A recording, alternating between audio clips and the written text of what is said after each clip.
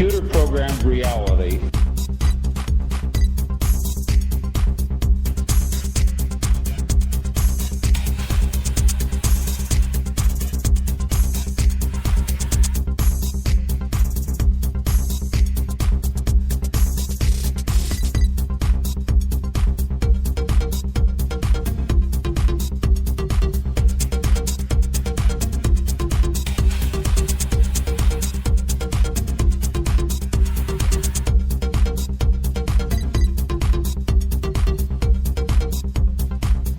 We are living in a computer-programmed reality, and the only clue we have to it is when some variable is changed and some alteration in our reality occurs.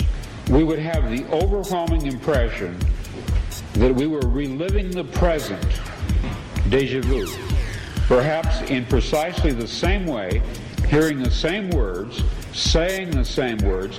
I submit that these impressions are valid and significant, and I will even say this: such an impression is a clue that at some past time point a variable was changed, reprogrammed as it were, and that because of this an alternative world branched off.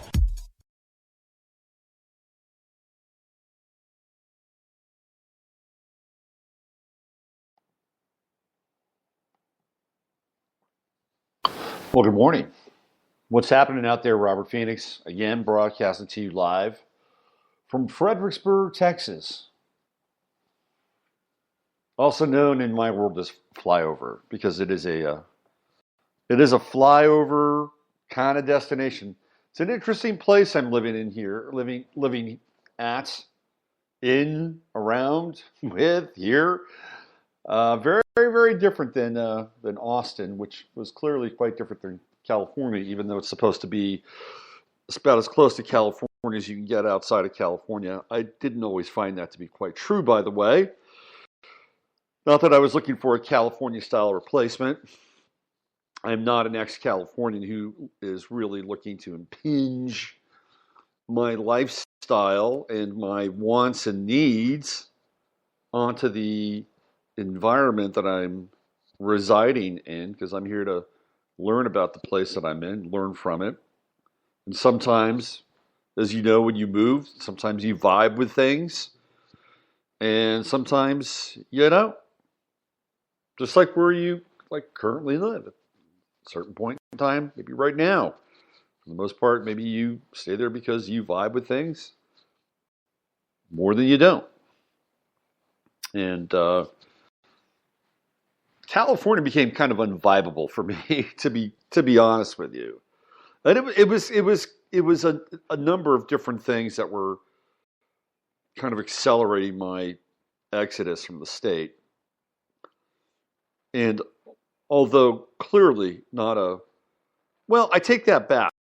There was a time when in 1989 I left California for the first time. And I went up to the Pacific Northwest, and I lived in Seattle and Olympia for about a little under 3 years. A year in Seattle, a little less than 2 years in Olympia. And I wasn't the only one during that time. There were a lot of people that were pulling up stakes from California around 88, 89, selling their homes and then moving to Washington, not Portland. Portland was still under the radar at that time. And they were essentially selling at that time in the market, at the top of the market for them. And these are people that probably bought, 3 to 4 bedroom homes for, I don't know, probably around, $125,000 at one point in time. Maybe back in the early 60s. And then they accrued a fair amount of value, and it was maybe they could sell their home at around $300,000 or $350,000, maybe $400,000 at the top end. And so they were taking roughly about $250,000, $300,000, probably about $200,000 after the sale of their home, and going to Washington and buying pretty nice places and starting businesses. And again, I'm kind of generalizing here, but that was the theme. And people in Seattle hated Californians. I mean, despised them. And now look what's happened in Seattle. It's basically become California.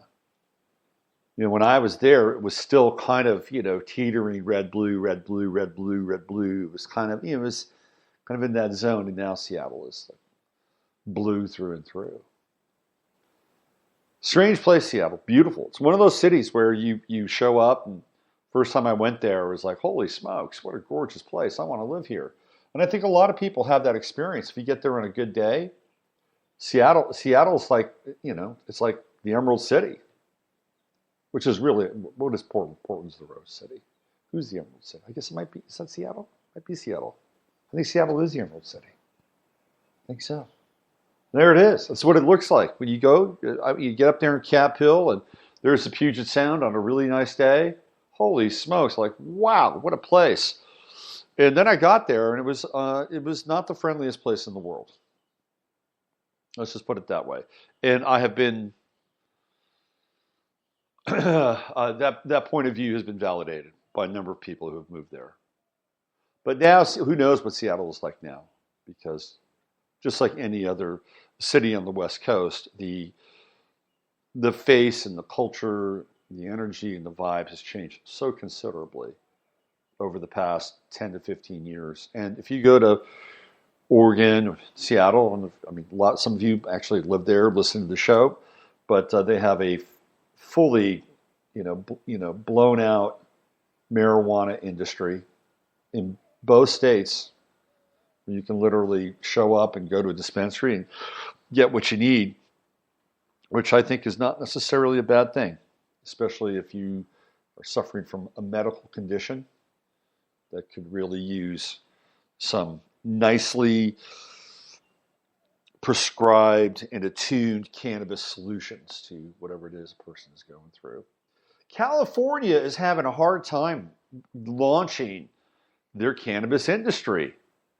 I find this to be fascinating because it was such a big deal that they passed this bill in order to make cannabis legal. And it, for all intents and purposes, it is. Like if you have, an ounce or an ounce and a half or plants. I mean, I don't know how it's fully measured and plotted out, but there are some guidelines as to, what is considered legal, and beyond that amount, all of a sudden you're in a different territory and you're a seller or a pusher or whatever you are. And I know people who are in the marijuana, cannabis business industry. They started off with medical dispensaries. And, the whole thing with the medical dispensary is like, you should have just kept it there at that level. It would have been fine. Because getting a license for having the access, the ability to self-treat via cannabis, quite easy. They're passing out those licenses, those permits, those prescriptions like candy in California. I remember when I was living in Point Richmond and the medical marijuana bill initiative passed and everybody was setting up shop. Holy smokes. There were 2 dispensaries within less than a block away from where I lived in Point Richmond. And a lot of those early dispensaries got shut down, but they still had, a number of them survived. For whatever reason, I don't know. Maybe it's because they were paying people off. I don't know.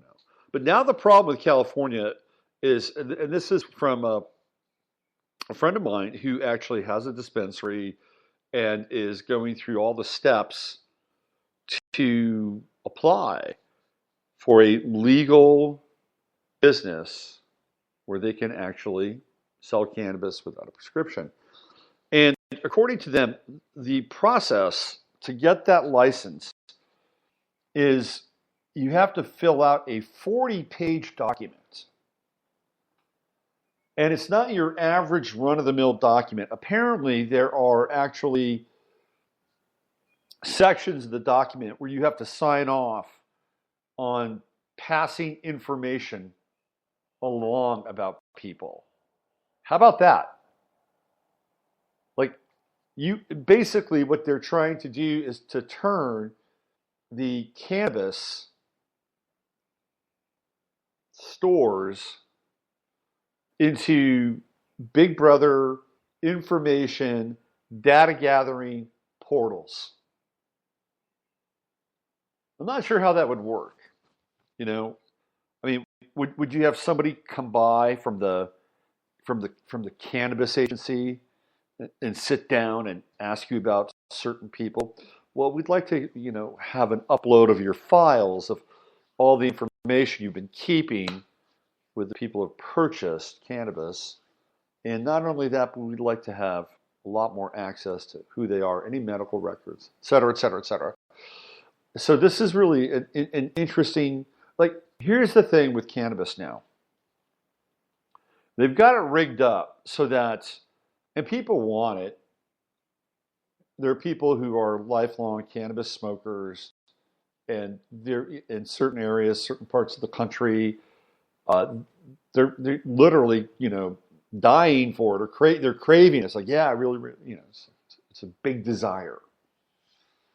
But even in a state like Pennsylvania, where people do have access to medical marijuana, they're basically telling these people, well, listen, if you want medical marijuana, you're going to have to give up your guns. You can't have both, I'm sorry. Yeah, because we know that pot smokers are dangerous people, trigger happy. That couldn't be further from the truth. Unless, of course, the cannabis, the dank, the weed, whatever you want to call it. I've called it pot before, and I've been chastised. Oh, you can tell how old you are by what you call pot, weed, grass. Unless it's laced, and some of it is laced, with very potent chemicals. The plants themselves have been genetically altered over time. We're dealing with a whole different strain and genus of cannabis than when I was in my teens and partaking. So now they've tied it to guns. But look, people who get high, let's face it, they're not out starting fights. They're much more interested in going to McDonald's or having a nice big scoop or two of Ben and Jerry's. So this whole idea of linking gun ownership with medical marijuana is absolutely ludicrous. And it's the Constitution is pretty much evaporated. I think that's pretty clear. When a county in Illinois basically says you've got 60 days to turn in all your guns, what use is the Constitution at that point? Well, I'd like to see a lawyer. I'd like to see a class action suit actually take that county on. What is it, DeKalb County or something like that? It's one of these counties because, of course, taking guns away in Illinois has proven to be so incredibly effective. I mean, just look at Chicago and what a model city it's become, and how the crime rate and the violence rate has really fallen off the map since they had the strictest gun control laws in the country. And speaking of guns, since we're on the subject, apparently today is David Hogg's birthday. How about that? Although the party line is that David Hogg is turning 18 today, I have my doubts and suspicions. This could be a birth certificate as controversial as Barack Obama's. If we go back in time and look at April 12th, 2000, which is the day that the enormous head entered the world. Let's see, we have Moon in Cancer. It looks like it's Moon in Cancer. I'd have to do a lunar ephemeris here, try to do some kind of a natal chart. Mercury in Pisces, So if he was born on this day in 2000, then his transiting Chiron is conjunct his natal Mercury, which would actually say quite a bit. Venus is in Aries, and Mars is in Taurus at 14 degrees, and Jupiter in Taurus. There's a Jupiter-Mars conjunction. Yeah, excellent. So he's got 3 planets in Taurus: Jupiter, Saturn, and Mars. Again, if indeed this is the date. And of course, there's that Uranus and Neptune conjunction, or at least not quite a conjunction, but both in the sign of Aquarius, which I talked about with the early Pluto and Sag kids. And then the true node happens to be in Cancer, right at the beginning of Cancer. And Chiron in Sagittarius. So the south node is in Capricorn. That'll be interesting when Saturn is on David Hogg's south node in about 3 years. I wonder if we'll be talking about David Hogg 3 years from now. Very interesting. Anyway, that's the chart. There are some of the specifics. Shall we get into Syria a little bit? The latest. I try to get up early. Try to get up between 5:30 and 7 o'clock in the morning. Generally, today was around 5:30. I went to sleep last night, and I did something that I hadn't done in a long time. Normally, what I do, because I'm always crunching information. That's what I do. I'm always crunching and churning and crunching and churning and crunching and churning. People will ask me, well, how do you prepare for the show? Or, amazed at all the research that you do. Well, I'm always churning. I'm always finding bits and pieces of information, crunching. So when I'm not working, right, the process is going on when I'm driving my car, when I'm shopping, when I'm riding my bike, whatever it is, that process is always on 24/7. I'm like the Walmart. I am the Walmart of research. I'm open 24/7, although I don't outsource to China.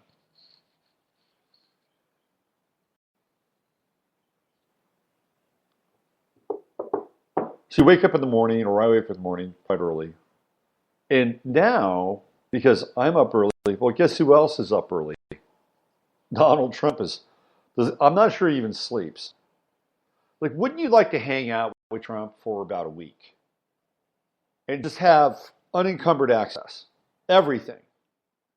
From the moment he gets up to the moment he sits down with all of his people. Wouldn't you love to have access there for a week? Unencumbered. Fly on the wall. With a camera. So you could capture some of it. I would love it. I think it would be absolutely fascinating, bizarre, historical, because clearly we're living in historical times, but the overall message right now is, how shall we say, a little uneven. So the latest tweet now, which I woke up to this morning, is now we're not going to maybe attack Syria, but we might. If we do, we'll do it on our own terms. So this is the latest tweet. This happened at 3:15 this morning, so it was about 2 hours after I woke up. Never said when an attack on Syria would take place. Could be very soon or not so soon at all! Exclamation point. In any event, the United States, under my administration, has done a great job of ridding the region of ISIS. Where is our thank you, America? Somebody posted on YouTube yesterday after my show. Thank you for the kind words. I felt, it's one of those moments where, look, this is our branch, right? This is our branch that we can hang out on. The branch that I'm talking about is witnessing, holding the space, and holding an intention that these things will flip and turn, and they will flip and turn in a way where the truth is revealed, and that's what we have on our side. That is what we have on our side, and I'm still holding that attention. There are other people that are as well. So I got a tweet from, not a tweet, but a comment from yesterday's show, and the commenter said, well, perhaps Trump is no longer in charge of his tweets. Well, that's quite possible. He may not be in charge of much of anything at this point. And maybe even including his own brain function. Now, that's not to say that he's suffering from a mental illness. But look, if you're listening to this show, you've been exposed to a number of different scenarios, technologies that are out there, that exist, that can literally turn people off or on at a dime. There are frequencies that can be used to do some pretty mind-blowing stuff to people's heads. There's voice to skull. There's a lot of different technologies that can be put into place and affect how people think, what they say. Is Donald Trump immune to that? I doubt it. So what we're left with is this kind of an intense blast of that Sun-Uranus conjunction in Gemini. And it's being accentuated and amplified. One day it's like, okay, we're going to shoot over some of our nice, new, and smart missiles. And the next day is, hey, maybe we'll attack, maybe we won't. I mean, it's just clearly a very Trumpian manifestation of his mentality from an astrological perspective. That much is clear, at least in my perspective. His inconsistency is consistent with his astrology. Trust me, it is. So does that mean that he's no longer in charge of his Twitter feed, or he is? I don't know. I'm assuming he is. I don't have any proof. I'm not sitting there next to him. And he's in bed using his, what does he use? His smartphone to tweet? I don't know. Could you imagine him there sitting there in bed with his smartphone and a Diet Coke, basically declaring war on Syria and Russia? It's quite a sight to behold. This is a very troubled and plagued presidency, no doubt. And the whole process of making America great again and establishing a type of nationalism is almost, it's almost a dream that's unobtainable to some degree at this point, because Trump has been under fire from day one, even before. I mean, I've never seen a president. Nobody else has either. I mean, this is not news, but there's been no other president in history who's been under fire from even before the day he set foot in that office. And that has to do with Kelly and what Kelly did and going to Russia, talking to Russia. And the reason why Kelly went to Russia was because he was asked to go there by, guess who? Secret Agent 00666. And he said, can you please go to Russia and ask them how they're going to vote at the UN with the latest ruling against Israel in the UN. And so he asked Obama, hey, can I go? What do you think, Obama? Obama was still president. Sure, no problem, go. It was all set up.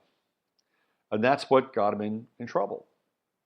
Even before Trump stepped into office, there was already a plan to knock the moorings out from underneath his presidency.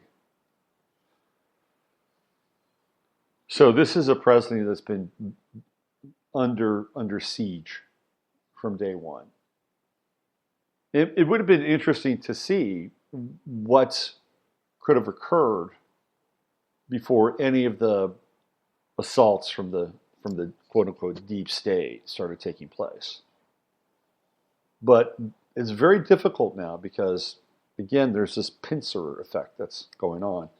We've got this whole Stormy Daniels affair and the raiding of the office, and it's getting down. Here's what people like. The left is so horny to nail them on something, anything, that they'll take some, bullshit sexual affair with a porn star. They'll go into the Billy Bush tapes about the groping and that whole thing that was exposed prior to the election. They'll take that. They'll take $150,000 campaign contribution from Ukraine, even though Ukraine spent millions on the Clintons. Nobody ever really talked. And look, I'm not defending Trump. You have to understand that. I'm not defending Trump. What I am defending here is, or what I'm trying to point out is, number one, the hypocrisy of the process. That part is clear. Number two, that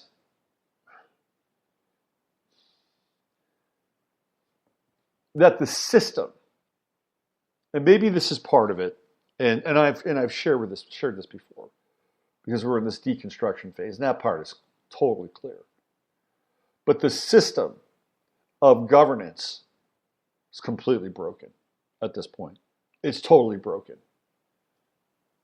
The two parties are in a deep, and I'm not talking about like the lawmakers. Those guys in Washington hang out together, they go to lunch together, they go to dinner together, they go to bars together, they go to the same Eyes Wide Shut parties together. That's what they do. That part is a complete illusion and a lie, and sometimes they get up on their pedestals or they get up on their soapboxes and they have their vested interests that they have to fight for. They will, and if they have to attack the other side, they'll do it. And the other side does the same thing. And they know this. This is a game they play. It's like a nod, nod, wink, wink, handshake deal. And then they go about playing the game. Now, every now and then, you'll find somebody that really doesn't like somebody else. And sometimes it happens to be kind of a bipartisan disaffection. And that does occur. People are human. In many cases, we don't like each other at certain points in time. But by and large, they're mostly on the same page. Mostly.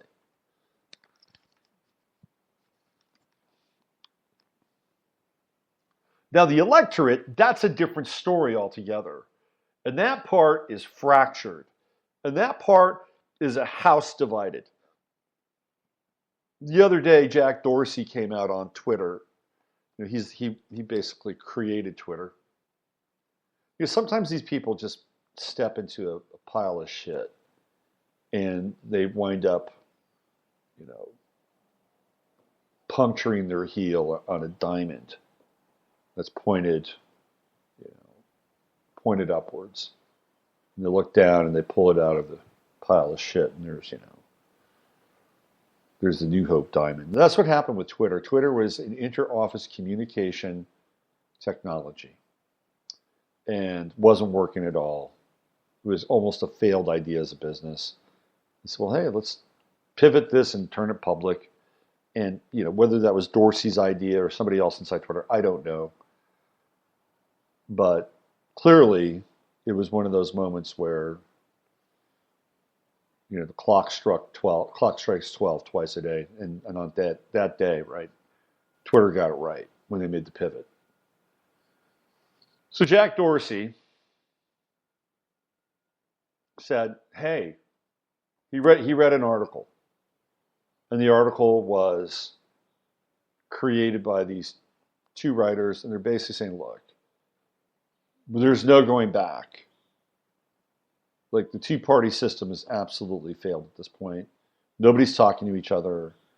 Nobody is willing to reach across, the partisan lines. And they're talking about the electorate, not necessarily the actual politicians themselves. And so what needs to take place is, the Republicans are old. They represent an older demographic, older people, older values. They got to go. They have to go. And everything needs to start to look more and more like California in terms of the demographics, in terms of the diversity, in terms of the social wants and needs. And if there has to be a cyber civil war or soft coup civil war, whatever it takes, this is going to happen in order for the country to move on. And Jack Dorsey endorsed that. He endorsed it. In a kind of an offhand way, but he endorsed it nonetheless. So this is what's going on with the electorate. That we are clearly a house divided. And we're a house divided to the point now where even fundamental things that we used to talk about and we used to champion, like free speech, like being able to explore things freely without any kind of censure, without any kind of prejudice, without any kind of judgment, those days are gone. They're absolutely gone. People are getting hit with libel suits, getting tied up in court. I mean, it's really,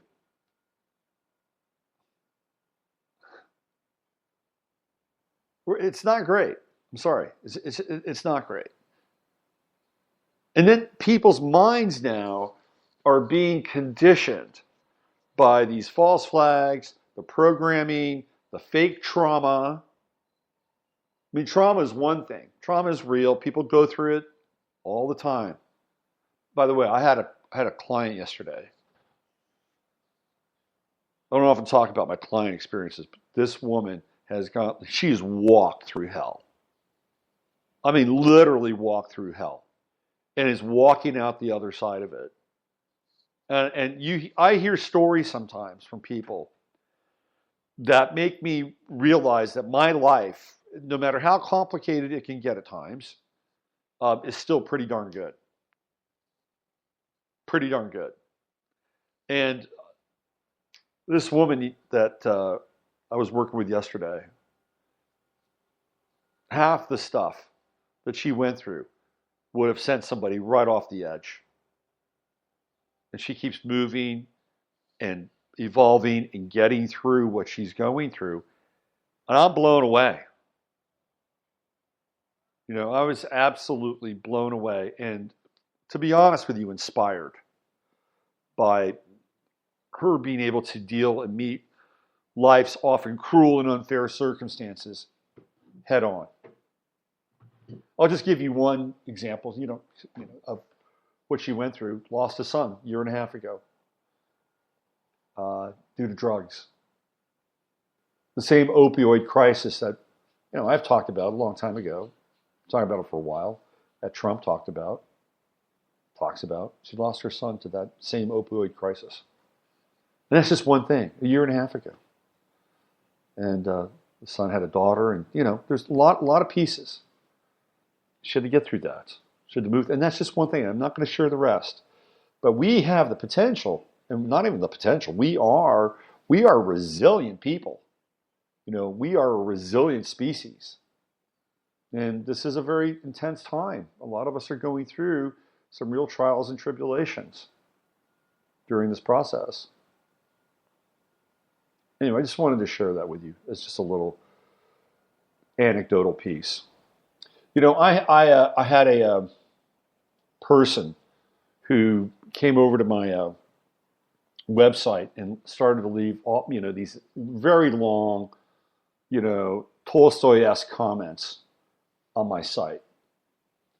And she was really pissed off that I had the temerity to call David Hogg and his merry band of revolutionaries into question around the events surrounding Parkland, around what happened post-Parkland, the march, etc. And I brought this up very briefly in my interview with Regina, and we talked just a tad about the infrastructure that was already in place, ready to go, all the money. I read the article from the Federalist, which mapped it all out in very clear fashion. Who was participating, how much was being thrown into it. I've cited this at least 3 times.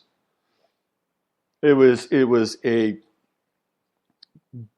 baked and ready to go model, off the shelf, baked and ready to go community organizing.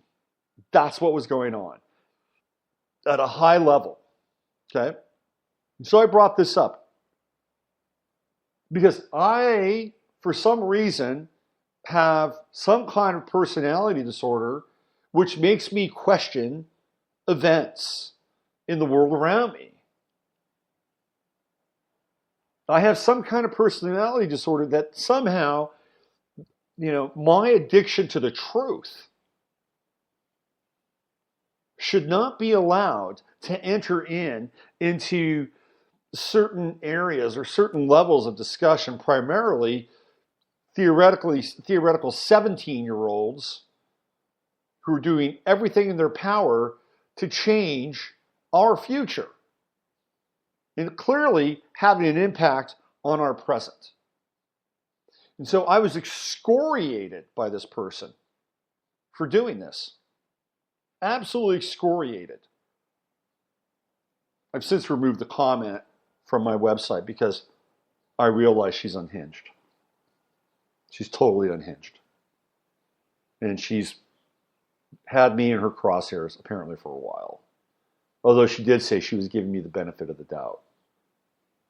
Well, the benefit of the doubt started, in 2013 when I started to do my shows on Gaia. Well, 5 years is a long time to give somebody the benefit of the doubt.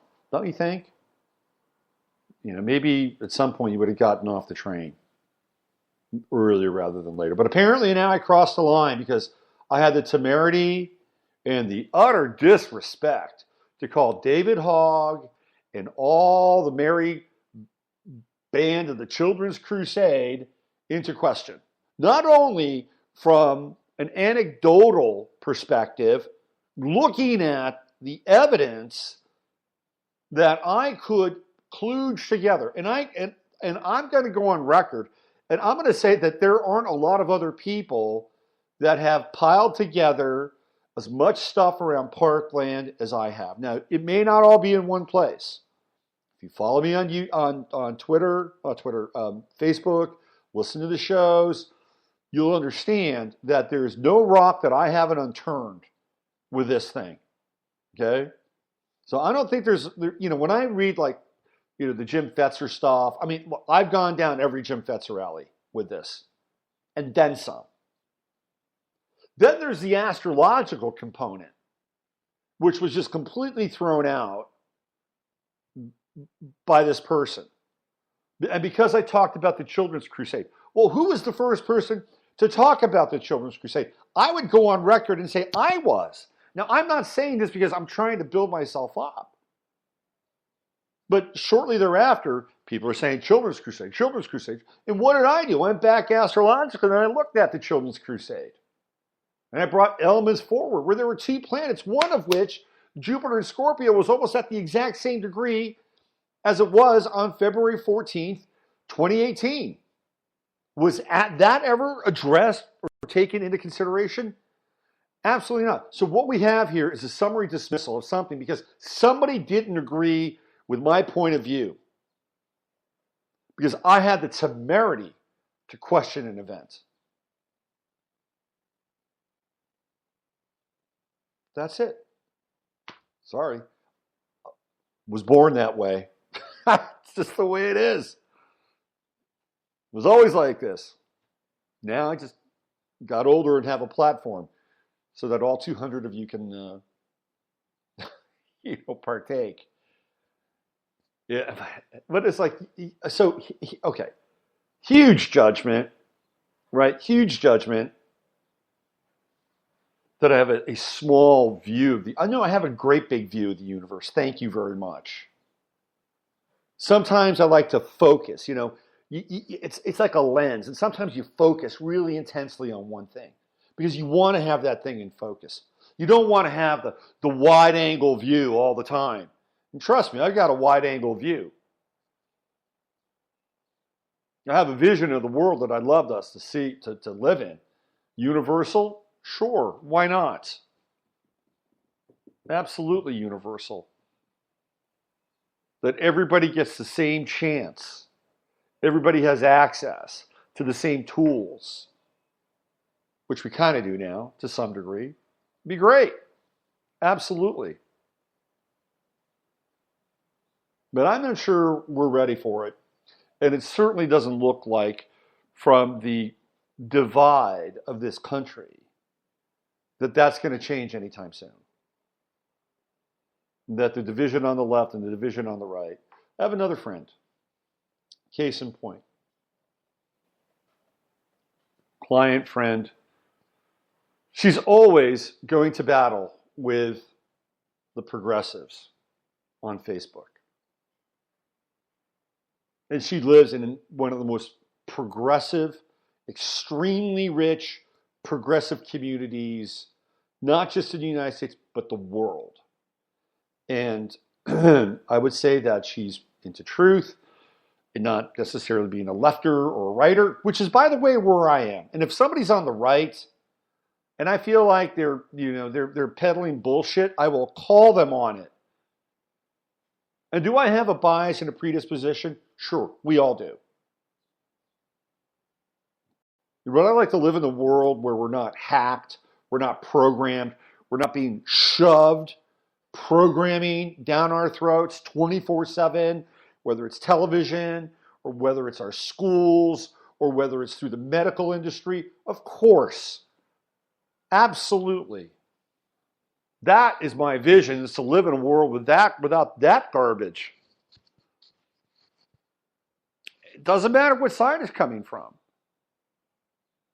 You know, I don't want to live in a dominionist version of reality, in as much as I don't want to live in some kind of soft new age gulag where everybody gets a universal wage and lives in a 300 by 300 apartment in a stack 'em and pack 'em. It has a self-driving car that totes them around. I don't want either of those realities.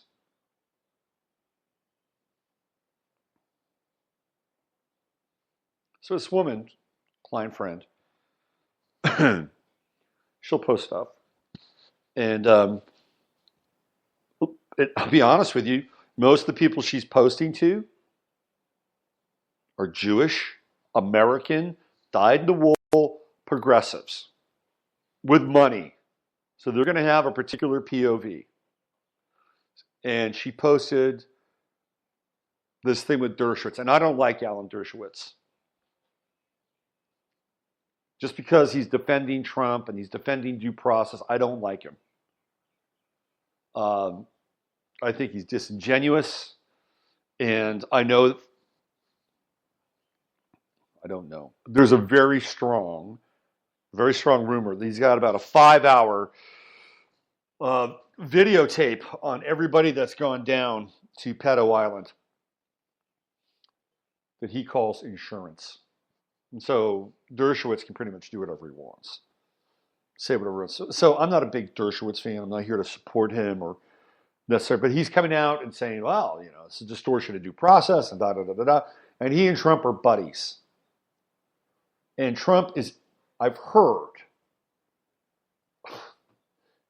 that there is a possibility that he may fire Sessions and replace him with Alan Dershowitz as the Attorney General. Holy smokes. They had lunch right after Michael Cohen's offices got raided. Anyway, she put up a quote by Dershowitz around due process, put it on Facebook, and instead of actually dealing with the quote, this person said, well, Alan's been out of the limelight for years now. This is his way of getting back in. And that's how this thing goes. Nobody wants to deal with some degree of evidence or fact. You just watch the Zuckerberg the ridiculous Zuckerberg soft patent shakedown that just happened in Washington. Talks around, talks above, talks below, anything but actually answering a direct question. Never happens. And what's happened is that process has infiltrated how we communicate and deal with each of us now, or with one another. Nobody can say, yeah, you're right, that was a bad idea. On either side. Another client a friend sent me a text that Trump is ready to take a bunch of natural, land, not land, but natural parks, national park space, and basically open it up. It's going to take away national park status. On the surface, I'm not into it. So why would you do that? There are other people who say, well, a lot of these park spaces were made that way, the Obama administration, blah, blah, blah. So, I mean, let's just cut to the chase. Is it beautiful? Is it a park space? Do people want to go there? Leave it alone. If it's not beautiful, it's not a park space, people don't go there, yeah, maybe open it up. I guess what I'm getting at here is that one of the things that I do my best to do is be fluid, to be completely fluid with being able to move from one thing to another and try to understand that thing prima facie. End of diatribe. So what are the chances of us actually going to war in Syria now? 60%, 70%? Are we 100% going in? It's amazing how quickly everybody just lined up. They all just lined up. The left and the right and the mainstream media, got to do it. Go make it happen. Again, the utter hypocrisy, you ever see any images of what the Saudis do to the Yemeni children? You ever see any images of that? No, you don't. Mainstream media never talks about that. Clearly, there is a huge disconnect here. Because if we are supposedly going into Syria because of some fake bullshit gas attack, which they're now proving did not happen,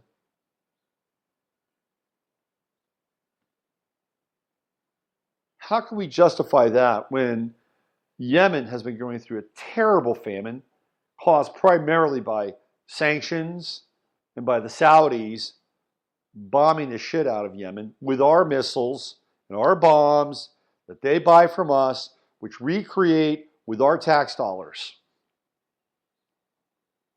Nobody ever talks about that. Nobody ever says, President Trump, you must go to Yemen. You must go to Saudi Arabia. Well, we're in Yemen, but we're there with Saudi Arabia. I mean, this is the complete hypocrisy and utter bullshit.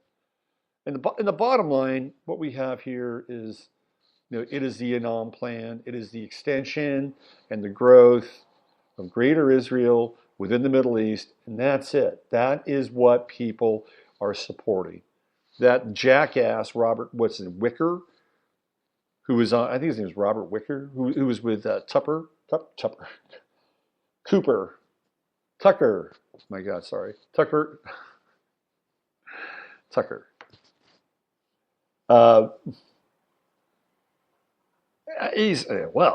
Why should we go? Tucker asks him, why should we go? And he says, well, if you have a vested interest in Israel, that should be enough. No, sorry, it's not enough. It's not enough. Not enough. And that's kind of the party line here. That's the fallback. And all these people who are promoting, marketing, advertising, whoring out for a potential war, you know where their paychecks are coming from. You know who they're beholden to. And it is not you or I. They don't give a shit about you or I, you and me. They don't give a shit. Period. End of story.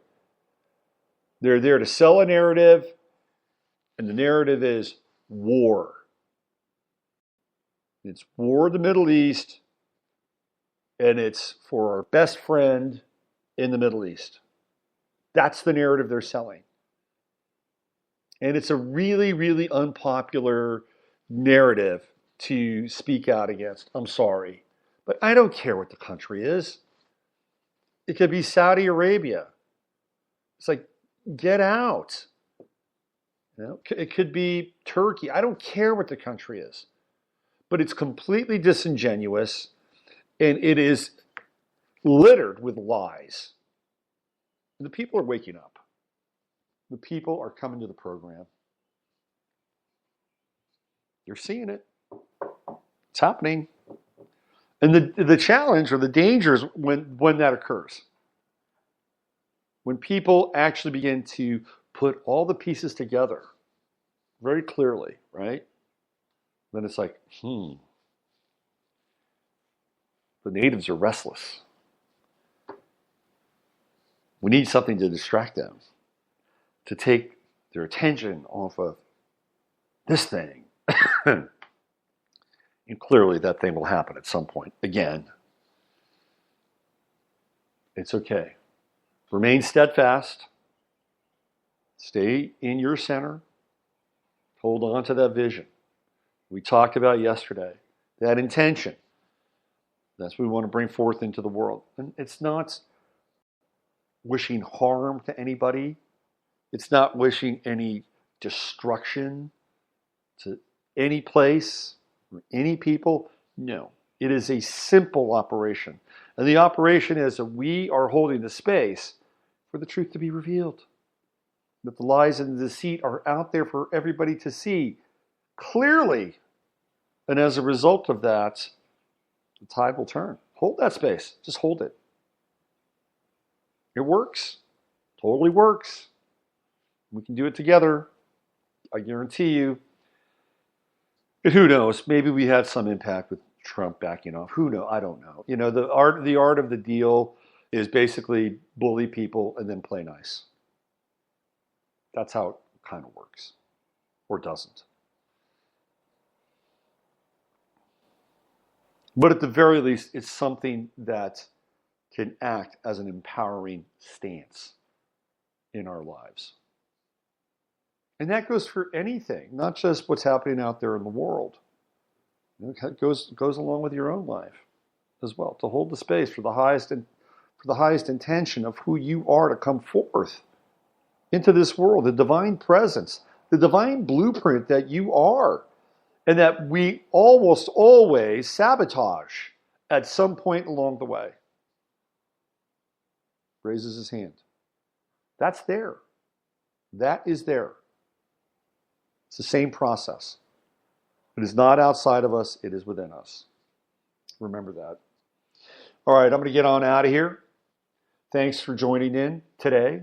We're going to take a break in the time tunnel today. I traveled already. I went there. Not a very interesting day. Kind of a unremarkable day to be born on in some ways. Not a lot historically. Yesterday, different day. And I missed that because we were doing something else. All right, I'll be back tomorrow. And we'll be traveling down some rabbit hole with the Friday Forecast. Last week it was the trans economy. Who knows where we'll go tomorrow? In any case, you know what to do. Use your head to discern what's real, your heart to stay open to what's possible.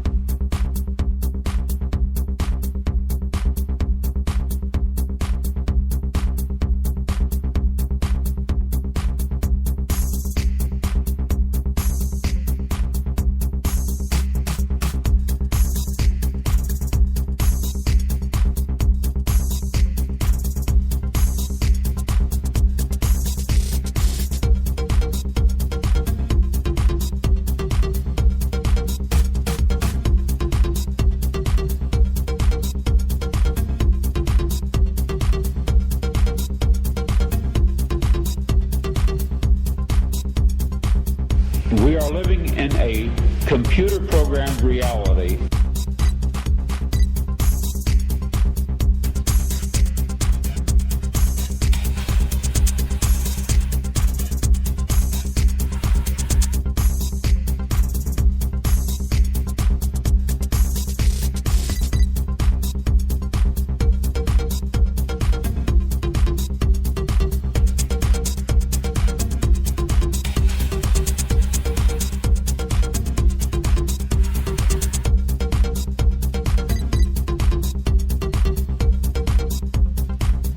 We are living in a computer-programmed reality, and the only clue we have to it is when some variable is changed and some alteration in our reality occurs. We would have the overwhelming impression that we were reliving the present, déjà vu, perhaps in precisely the same way, hearing the same words, saying the same words. I submit that these impressions are valid and significant, and I will even say this: such an impression is a clue that at some past time point a variable was changed, reprogrammed as it were, and that because of this an alternative world branched off.